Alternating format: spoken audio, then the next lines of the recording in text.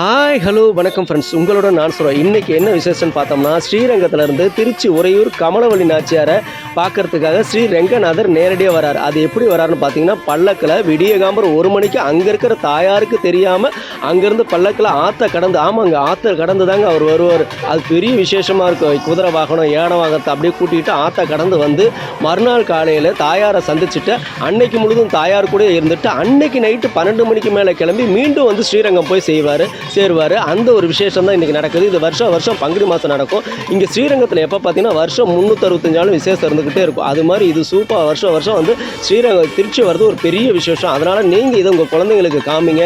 அவங்க இதை தரிசனம் பண்ணிக்கிட்டோம். வர முடியாதவங்க இதை பார்த்து தரிசனம் பண்ணுங்க. முடிஞ்சால் ஒவ்வொரு தடவையும் வந்து நீங்கள் ஸ்ரீரங்கம் வந்துட்டு அடுத்து கமலவள்ளி நாச்சியார் தரிசனம் பண்ணிவிட்டு பெருமாளை பார்த்துட்டு போங்க. இது அருமையாக இருக்கும். இங்கே இருக்கிறதெல்லாம் மிக பழமை வாய்ந்த கோயிலில் நம்ம குழந்தைகளுக்கு ஆகணும். இந்த வீடியோ உங்களுக்கு பிடிச்சிருந்தா மறக்காமல் ஒரு லைக் பண்ணுங்கள். பாய்.